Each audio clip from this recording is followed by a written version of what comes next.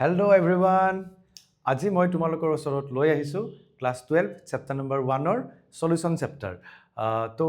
বেছি দেৰি নোহোৱাকৈ আজি আমি ক্লাছটো আৰম্ভ কৰোঁ। তো একচুৱেলি যদি ফাৰ্ষ্ট টাইম চাব যাওঁ তো হোৱাট ইজ সলিউশন? সলিউশন কাক কয়? তো একচুৱেলি যদি সলিউশন চাব যাওঁ, সলিউশন আমি বুজিবৰ কাৰণে আমি জানিব লাগিব মেটাৰ কাক কয়, মেটাৰ। তো আমি সকলোৱে জানো মেটাৰ কি হয়, যাৰ মাছ আছে আৰু যাৰ যোনে ভলিউম অকুপাই কৰে তাকে আমি কি নাম দিওঁ, মেটাৰ। অ'কে, তো ধৰি লোৱা মই দুটা মেটাৰ লগ লগাই দিছোঁ, ধৰি লোৱা জাষ্ট দুটা মেটাৰ মই লগ লগাই দিছোঁ। যেতিয়া মই দুটা মেটাৰ লগ লগাই দিম তাক আমি নাম দিম মিক্সচাৰ। তো যেনেকৈ এটা এক্সাম্পল ল'লোঁ, ছাপ'জ ধৰি লোৱা চেনি আছে, তো চেনিটো আমাৰ মিক্সাৰ নহয় কাৰণ তাত চেনিৰ বাহিৰে বেলেগ একোৱেই নাই। ছাপ'জ আমি ঘৰত খোৱা নিমখটো, তাতে নিমখৰ বাহিৰে বেলেগ একোৱেই নাই, তো তাকো আমি মেটাৰ বুলিয়ে ক'ম, কিন্তু সি মিক্সাৰ কেতিয়াও নহয় কাৰণ তাত এটা কম্পনেণ্টে আছে। তো ধৰি লোৱা মই দুটা কম্পনেণ্ট যেনেকৈ দুটা মেটাৰ মই লগ লগাই দিছোঁ, যেনে এক্সাম্পল ল'লোঁ মই matter A plus matter B. তো মেটাৰ এ আৰু মেটাৰ বিক যেতিয়া মই লগ লগাই দিম তেতিয়া আমি পাম এটা মিক্সচাৰ,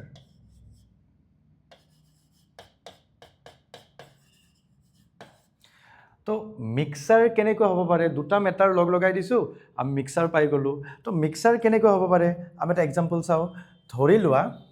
মই এটা মেটাৰ ৱাটাৰ ৰাখিছোঁ, আনটো কম্পনেণ্ট বা মেটাৰ, আনটো কম্পনেণ্ট বুলি ক'লে বেছি এপ্ৰপ্ৰিয়েট হয়, আনটো কম্পনেণ্ট মই ৰাখিছোঁ সল্ট। এটা নিমখ লৈছোঁ আৰু এটা পানী লৈছোঁ, আৰু আনটো মিক্সাৰত মই লৈছোঁ পানী আৰু আনটোত এটা ষ্ট'ন। তো ঠিক আছে, তো আমি দুটা মিক্স কৰি দিম। তো পানীৰ লগত আমি নিমখ মিক্স কৰি দিলোঁ, দিয়াৰ পিছত অলপ ভাবি চাবা যে পানীৰ লগত যেতিয়া আমি নিমখ মিক্স কৰি দিছোঁ সেইটো গোটেই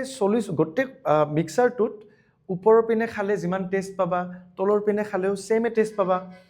মানে আমি এনেকৈ ক'ব পাৰোঁনে যে গোটেই মিক্সাৰটোত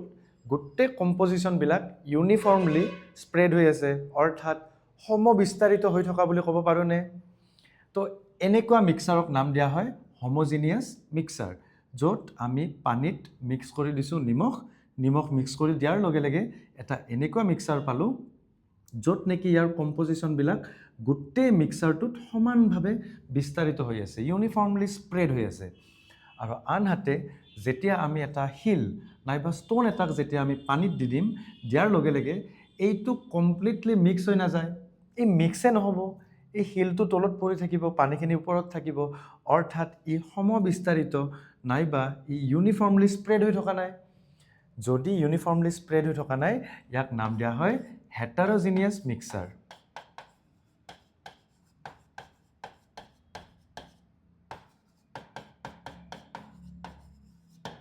আৰু যদি সমানভাৱে মিক্স হৈ থাকে, সমবিস্তাৰিত ইউনিফৰ্মলি স্প্ৰেড, তাক নাম দিয়া হয় হোমোজিনিয়াছ মিক্সাৰ।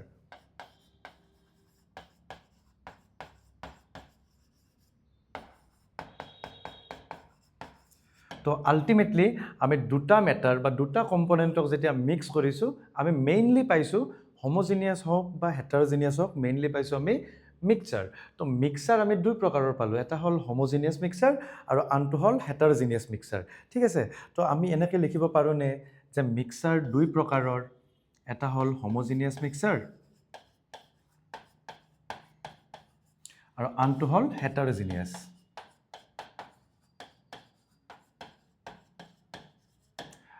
তো জানি আচৰিত হ'বা যে য'ত ইউনিফৰ্মলি স্প্ৰেড হৈ আছে তাক নাম দিওঁ আমি হোমোজিনিয়াছ মিক্সাৰ, আৰু হোমোজিনিয়াছ মিক্সাৰবিলাককে নাম দিয়া হয় সলিউশ্যন। Okay, doubt clear? তো মেইনলি সলিউশ্যন কাক ক'ব? মেইনলি আমি যিটো সলিউশ্যন পঢ়ি আছোঁ, হোৱাট ইজ সলিউশ্যন? সলিউশ্যন হ'ব লাগিলে হোমোজিনিয়াছ মিক্সাৰ হ'ব লাগিব।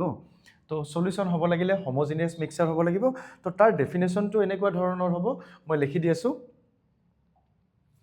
Solutions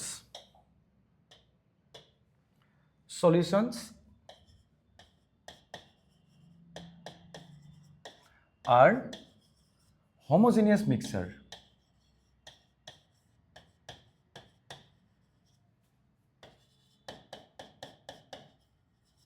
তো সলিউশনছবিলাক হোমোজিনিয়াছ মিক্সাৰ হ'ল বুজি পালোঁ আৰু এই হোমোজিনিয়াছ মিক্সাৰত গোটেই তাৰ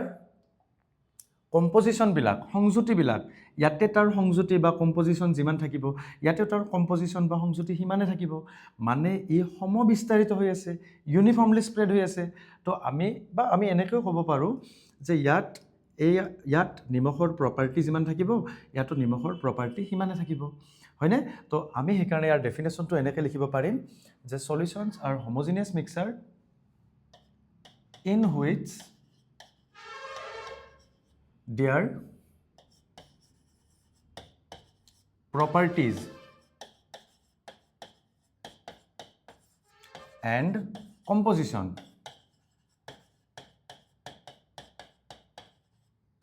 are uniform throughout the mixture.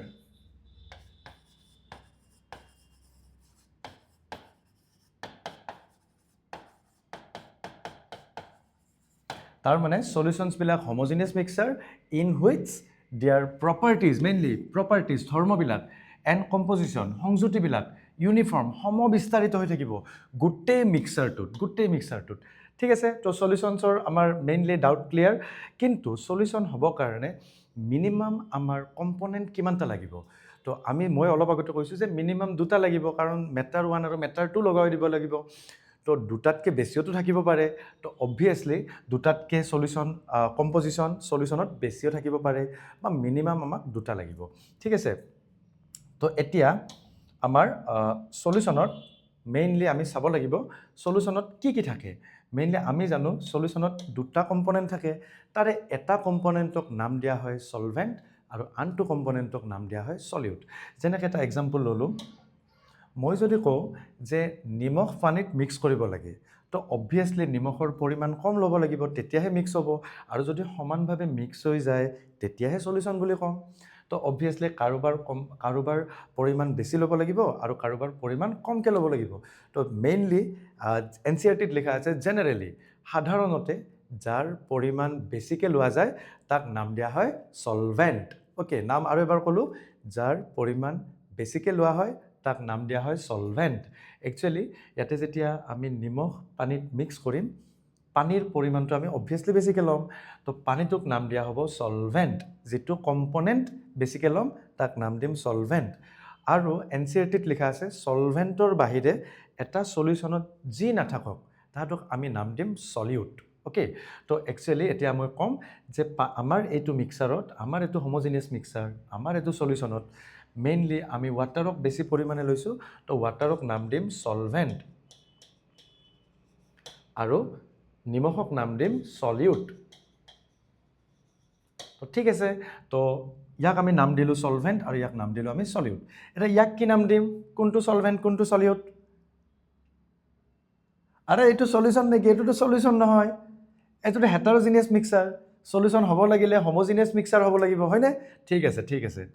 তো এতিয়া আমি যাম মেইনলি আমি কেনেকৈ গম পাম যে কোনটো সলিউট কোনটো সলভেণ্ট আমি কেনেকুৱাকৈ গম পাম কোনটো সলিউট কোনটো সলভেণ্ট তো মেইনলি আমি এটা বস্তু পঢ়ি চাওঁ এতিয়া এটা কথা আমি পঢ়ি চাওঁ এটা concept number one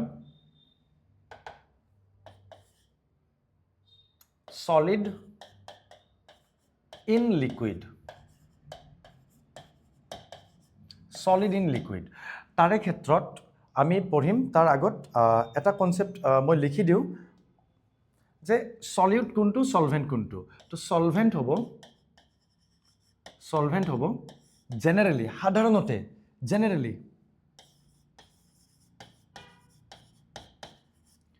components of solvent are present in larger quantity বা larger amount সাধাৰণতে সলভেণ্টবিলাক বেছি পৰিমাণে থাকে সাধাৰণতে আৰু সলিউট নাম দিব the components other than solvent in a solution is known as solute. এতিয়া চাবা যে সাধাৰণতে যাৰ পৰিমাণ বেছি তাক নাম দিম সলভেন্ট আৰু যাৰ পৰিমাণ কম তাক নাম দিম সলিউট এতিয়া দুটা কম্পোজিশন যেতিয়া থাকিব দুটা কম্পোনেন্ট থাকিলে হেতু হ'ব কিন্তু যদি তোমাৰ দুটাতকৈ বেছি থাকে তেতিয়া আমি কি ক'ম যে সলভেন্টৰ বাহিৰে বাকি যোনবিলাক থাকে তাক নাম দিম সলিউট ওকে তো এতিয়া আমি চাম সলিড এটাক যেতিয়া লিকুইডত ঢালি দিম তেতিয়া তোমাৰ কোনটো সলিড হ'ব কোনটো সলভেন্ট হ'ব তো তাৰ কাৰণে মনত ৰাখিবা মই এটা কাম কৰিলোঁ water লৈছোঁ তোমাৰ 100 grams of H2O লৈছোঁ আৰু তাতে মই ঢালি দিছোঁ 50 grams of sugar 50 gram of sugar তো যেতিয়া আমি সলিড এটা সুগাৰটো কি ষ্টেটত আছে সলিড আৰু পানীটো আমাৰ লিকুইড ষ্টেটত আছে তো এতিয়া দুটাক যেতিয়া সাপোজ মিক্স কৰাৰ লগে লগে আহাত দুটা এটা সলিউশন হ'ব তো সলিউশনত কাৰ পৰিমাণ বেছিকৈ লৈছোঁ অলপ আগতে লিখিছোঁ যে যাৰ পৰিমাণ বেছিকৈ লৈছোঁ তাক নাম দিম সলভেন্ট আৰু যাৰ পৰিমাণ কমকৈ লৈছোঁ তাক নাম দিম সলিউট তো এতিয়া কাৰ পৰিমাণ বেছিকৈ লৈছোঁ পানীৰ পৰিমাণ বেছিকৈ লৈছোঁ তো পানীটোক নাম দিম আমি সলভেন্ট আৰু চেনিটোক নাম দিম সলিউট ওকে তো এতিয়া এটা আৰু সৰু নোট এটা লিখিব লাগিব যেনেকৈ আমি যেতিয়া কৰবাত যাওঁ তো তেতিয়া আমাক কয় যে ঐ হৈ তোমাক মাৰ নিচিনা দেখাত হৈছে ঐ হৈ তোমাক তোমাৰ দেউতাৰ নিচিনা দেখাত হৈছে ঠিক তেনেদৰে এটা সলিউশনক বনোৱাতে ক'ৰ পৰা বনোৱা হয় যে এটা সলভেন্ট আৰু এটা সলিউটৰ পৰা এটা সলিউশন হয় আৰু ঠিক তেনেদৰে সলিউশনো কাৰ নিচিনা দেখাত হ'ব হয়তো সলিউটৰ নিচিনা নহলে সলভেন্ট কিন্তু এনচিইআৰটিত ক্লিয়াৰলি মেনশন আছে যে এটা সলিউশন সলভেন্টৰ ফিজিক্যাল ষ্টেটটো লৈ লয় অৰ্থাৎ যদি সলভেন্টটো লিকুইড হয় সলিউশনটো লিকুইড হ'ব আৰু যদি সলভেন্টটো গ্যাস হয় দেন সলিউশনটো গ্যাস হ'ব আৰু যদি সলভেন্টটো সলিড হয় সলিউশনটো সলিড হ'ব ঠিক আছে তো সলিউশন কাৰ নিচিনা দেখাত হ'ব সলিউশনটো এক্স্যাক্টলি সলভেন্টৰ নিচিনা দেখাত হ'ব তো আমি এটা সৰুছে নোট লিখি দিব পাৰোঁ note solution takes the physical state of solvent তো সলিউশনে মেইনলি সলিউশনে কাৰ ফিজিক্যাল স্টেট লৈ লয় solution tax the physical state of solvent তো ইয়াতে এইটো কনসেপ্ট লগাই দিব পাৰো নেকি ইয়াতে এইটো কনসেপ্ট আমি লগাই দিব পাৰো নেকি যে সাপোজ মই sugar 50 grams of sugar 100 grams of waterত মই ডিজলভ কৰি দিলোঁ দিয়াৰ পিছত এইটো এটা সলিউশন হৈ গ'ল তো সলিউশনটো কি ষ্টেটত গুচি গ'ল সলিউশনটো লিকুইড ষ্টেটত গুচি গ'ল সলিউশনটো যদি লিকুইড ষ্টেটত গুচি গৈছে সলিউশনটো লিকুইড ষ্টেটৰ আগতে মিক্স কৰাৰ আগতে কোনে লিকুইড ষ্টেটত আছিল মিক্স কৰাৰ আগত পানী লিকুইড ষ্টেটত আছিল তো পানীটো হ'ব সলভেন্ট এণ্ড সুগাৰটো যি গতিকে সলিড ষ্টেট সেইটো অবভিয়াছলি সলিউট তো ঠিক আছে নেক্সট এটা এক্সাম্পল লওঁ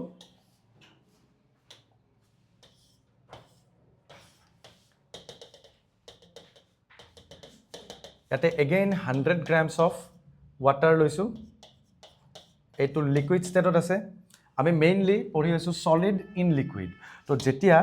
যেতিয়া ইয়াতে মই এগেইন চেনি দিম এইবাৰ চেনিৰ পৰিমাণটো অলপ বেছিকৈ লৈছোঁ ইয়াতে ধৰি লোৱা 120 grams of sugar 120 grams of sugar ই সলিড ষ্টেটত আছে আমি জানো ভালদৰে যে মিঠাইৰ ৰস বা গল্লাৰ ৰস তো গল্লাৰ ৰস বনাওঁতে পানীৰ পৰিমাণ কম আৰু চেনিৰ পৰিমাণ বেছি দিয়া যায় অবভিয়াছলি তো এতিয়া মই এটা কাম কৰিলোঁ পানীৰ পৰিমাণ কম ৰাখিছোঁ চেনিৰ পৰিমাণ বেছি ৰাখিছোঁ তো ইয়াতে লিখা আছে যে জেনেৰেলি নট অলৱেজ জেনেৰেলি সাধাৰণতে যাৰ পৰিমাণ বেছি লোৱা যায় তাকে আমি সলভেন্ট নাম দিওঁ কিন্তু লাষ্টৰ নোটটো পঢ়ি চাবা যে solution tax the physical state of solvent মানে সলিউশনে কাৰ নিচিনা দেখাত হয় সলিউশনে দেখাত হয় সলভেন্টৰ নিচিনা তো ইয়াতে চাবা আমি দুটাক মিক্স কৰি দিলোঁ অলপ ভাবিব লাগিব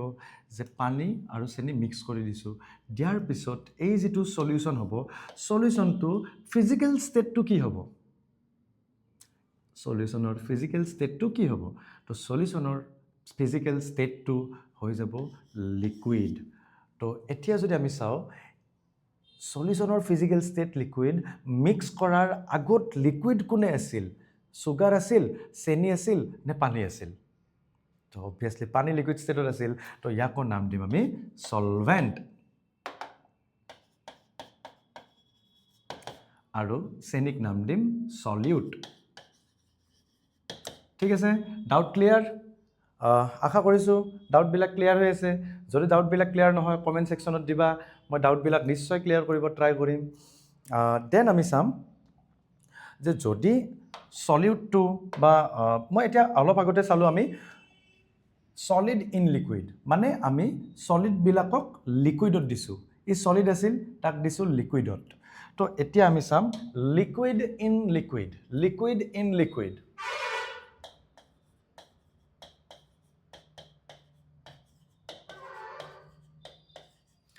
লিকুইড ইন লিকুইড তো লিকুইডক লিকুইডত দিম তো লিকুইডক যদি লিকুইডত দিওঁ কেনেকুৱা হ'ব চাবা সাপোজ আমি সকলোৱে জানো যে ইথানল আৰু পানী মিক্স হয় তো ইয়াতে লৈছিলোঁ পানী ধৰি লোৱা 100 ml water 100 ml water লৈছোঁ আৰু ইয়াতে মই দি দিছোঁ কালাৰটোতে গম পাবা কি লৈ আছোঁ কালাৰটোতে গম পাবা কি লৈ আছোঁ ইয়াতে লৈ আছোঁ মই ইথানল ইয়াতে লৈছোঁ 50 ml of ethanol 50 ml of ethanol তো দুটা কি ষ্টেটত আছে ইথানলৰ লিকুইড ষ্টেটত থাকে পানীও লিকুইড ষ্টেটত থাকে এতিয়া মই দুটাক মিক্স কৰি দিলোঁ সলিউশনটো কি ষ্টেটত থাকিব লিকুইড ষ্টেটত তেতিয়াহ'লে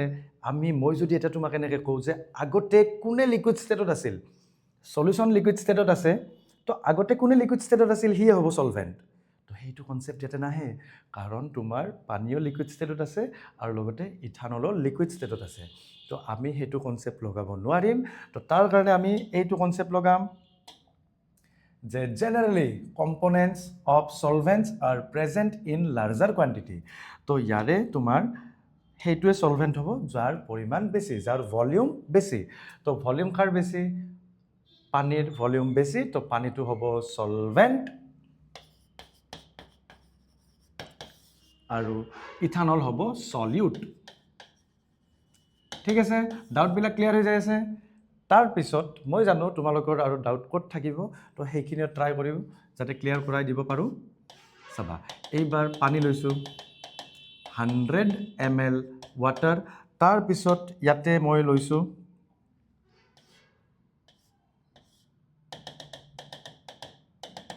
ইয়াতে লৈছোঁ মই ইথানল ইয়াত লৈছোঁ 120 ml ইথানল এইটো লিকুইড ষ্টেটত আছে এইটো লিকুইড ষ্টেটত আছে এতিয়া ইয়াৰ যেটো সলিউশন হ'ব দিয়াৰ পিছত সলিউশনটো কি ষ্টেটত থাকিব লিকুইড ইয়াতে হেতু কনসেপ্ট লগাব পাৰিম নেকি যে সলিউশনটো যেটো ষ্টেটত আছে মিক্স কৰাৰ আগত সলিউশনটোৰ ষ্টেটটো কাৰ লগত মিল আছে হেতুৱে সলভেন্ট হ'ব যেনেকৈ সলিউশনটো লিকুইড আছিল আগতে কোনে লিকুইড আছিল স্যার দুটা লিকুইড আছে তো আমি ক'ব নোৱাৰিম হেতু কনসেপ্ট আমি তাৰ কাৰণে এটো কনসেপ্ট আনিম যে যাৰ পৰিমাণ বেছি যাৰ ভলিউম বেছি তাকে আমি নাম দিম সলভেন্ট তো ইয়াতে এইবাৰ হ'ব ethanol will be solvent and water will be সৰি ইয়াতে ওয়াটাৰ লিখিব পাহৰি গৈছোঁ তো ওয়াটাৰ উইল বি সলিউট এতিয়া যদি দুটাৰ পৰিমাণ সেম ৰাখো তেতিয়া কি হ'ব তো তেতিয়া এটা কনসেপ্ট আহিব যে যাৰ মোলস বেছি যদি দুটাৰ ভলিউম সেম যাৰ মোলস বেছি হেতুৱে সলভেন্ট হ'ব কাৰণ এমাউন্ট অফ এ সাবস্টেন্স বুলি ক'লে আমি মোলস বুজো যাৰ এমাউন্ট বেছি অৰ্থাৎ মোলস বেছি হেতুৱে হ'ব সলভেন্ট আৰু যাৰ মোলস কম হেতু হ'ব সলিউট যেনে এটা এক্সাম্পল চাও আৰু একচুয়ালি মোলস ক্যালকুলেট কৰে কেনেকৈ moles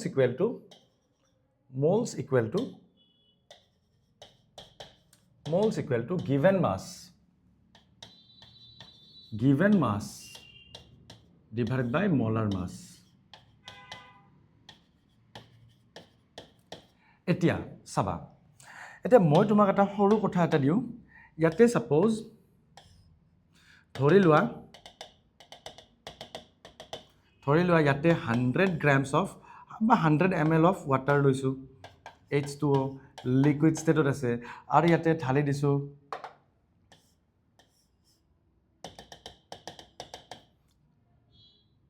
100 ml of ethanol, ইথানলৰ liquid ষ্টেটত আছে, দুটাৰ সলিউশ্যন বনালোঁ, সলিউশ্যনটো লিকুইড ষ্টেটত আছে। তো এতিয়া এনেকৈ ক'ব পাৰিম নেকি যে তোমাৰ যে সলিউশ্যনটো লিকুইড ষ্টেটত আছে, আগতে কোনে লিকুইড ষ্টেটত আছে সেইটো হ'ব তোমাৰ সলভেণ্ট। তো আমি যদি চাওঁ যে দুটাটো লিকুইড ষ্টেটত আছে, তো সেইটো কনচেপ্ট আনিব নোৱাৰোঁ। দেন এটা কনচেপ্ট আছে যে যাৰ পৰিমাণ বেছি সেইটো হ'ব সলভেণ্ট। তো দুটাৰটো ধৰি লোৱা মাছো একদম ছেম, তেতিয়াহ'লে আমি কোনটো কনচেপ্ট আনিম যে ইয়াতে তোমাৰ যাৰ মোলছ বেছি তাক আমি নাম দিম সলভেণ্ট। অ'কে, তো ইয়াতে আমাৰ দুটাৰ পৰিমাণ ছেম আছে, দুটাৰ পৰিমাণ ছেম। তো মনত ৰাখিবা দুটাৰ পৰিমাণ ছেম, দুটাৰ আল্টিমেটলি মাছ ছেম বুলি ধৰা। তো গিভেন মাছ দুটাৰ কাৰণে ছেম। তো দুটাৰ ডিফাৰেঞ্চ ক'ত হ'ব? ইথানল মানে কি C2H5OH, carbon 12 into 2 24, 24 plus 6 30, 30 plus 16 46 গ্ৰাম পাৰ মল, আৰু পানীৰ কিমান হয় 18 গ্ৰাম পাৰ মল। তো mainly ইথানলৰ মলাৰ much 46 gram per mall and পানীৰ মলাৰ মাছ 18 গ্ৰাম পাৰ মল। তো এতিয়া দুটাৰ গিভেন মাছ ছেম, দুটাৰ ডিফাৰেঞ্চ ক'ত হৈছে? মলাৰ মাছত। তো দুটাৰ ডিফাৰেঞ্চ হৈছে মলাৰ মাছত। তো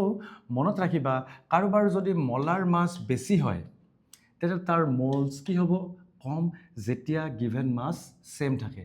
মই গিভেন মাছ ছেম থকা বুলি ধৰি লৈছোঁ আৰু লগতে মলাৰ মাছটো বঢ়াই দিছোঁ। যদি মলাৰ মাছ কাৰোবাৰ বাঢ়ি যায়, যদি মলাৰ মাছ কাৰোবাৰ বেছি, তেতিয়াহ'লে তাৰ মলছ কম হ'ব। ঠিক আছে? তো দুটাৰ ভিতৰত আমি যদি চাওঁ যে পানীৰ মলাৰ মাছ কম আৰু ইথানলৰ মলাৰ মাছ বেছি। তো যদি মলাৰ মাছ বেছি তেতিয়াহ'লে মলছ তাৰ কম, আৰু মলাৰ মাছ যদি কাৰোবাৰ কম তেতিয়াহ'লে মলছ তাৰ বেছি হ'ব। ঠিক আছে? তো তেতিয়াহ'লে আমি ক'ব পাৰিম, আমি মলছ কেলকুলেশ্যন নকৰাকৈ ডাইৰেক্টলি ক'ব পাৰিম যে পানীৰ মলাৰ মাছ কম, গতিকে পানীৰ মলছ বেছি হ'ব যদি মাছ ছেম থাকে, আৰু ইথানলৰ মলাৰ মাছ বেছি, তাৰ নিশ্চয় মলছ কম হ'ব। তেতিয়াহ'লে আমি ক'ব পাৰিম আমাৰ যিটো সলিউশ্যন হ'ব, এই সলিউশ্যনত মলছ বেছি হ'ব পানীৰ, মলছ যদি পানীৰ বেছি হয় পানীটো হ'ব সলভেণ্ট, আৰু ইথানল হ'ব সলিউট, ইথানল হ'ব সলিউট আৰু পানীটো হ'ব সলভেণ্ট।